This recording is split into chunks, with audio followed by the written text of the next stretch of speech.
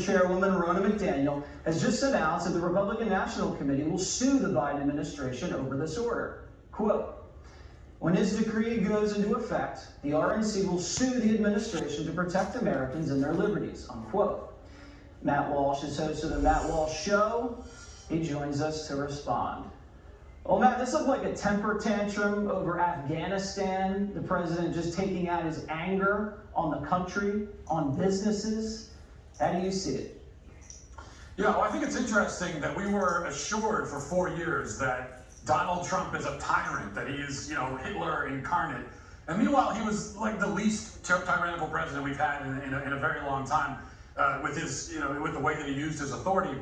No, we had to elect this rotting bag of oatmeal to get a real tyrant. I mean, that's what Joe Biden, as you point out, this is not the first time that he has explicitly said he doesn't have the authority to do something legally and then done it anyway. So we can sit here until we're blue in the face and say he doesn't have the authority to do it, he doesn't have the authority to do it. Doesn't matter. He admits he doesn't have the authority to do it, but he's going to do it anyway. I think all of us as Americans, we have to understand this, that is, as far as they're concerned, the powers that be, the legal justification is that they want to do it, and what are you going to do about it? That's really their justification, which is why maybe this, in the end, is a good thing in the sense that it's a time for choosing for Americans and American business owners and American citizens. Are we going to comply and lie down to this, or are we finally going to stand up and say, you know what, it's not going to happen? You want to send the army in and shut down millions of businesses and start arresting business owners because that's what you're going to have to do.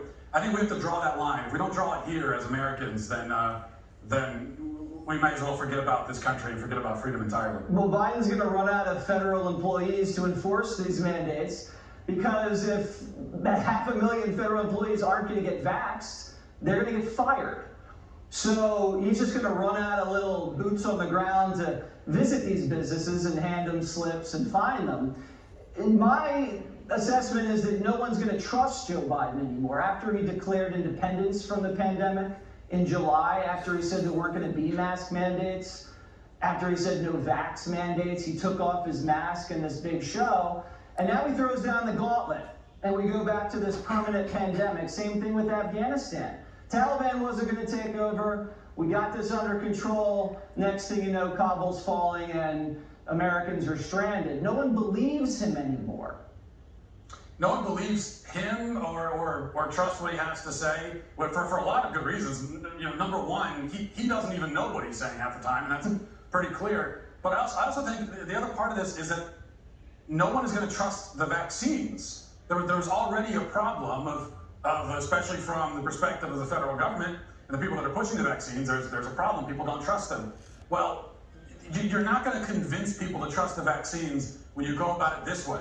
And if you're worried about quote-unquote conspiracy theories and all this kind of stuff, well, having the federal government tear the Constitution up to force these substances into your arms, that is not going to quell those conspiracy theories. And as you pointed out, if the vaccines work, as many of us have pointed out, do the vaccines work or not? Because if they do, then it shouldn't matter to you if you're a vaccinated person whether or not your coworker has the vaccine.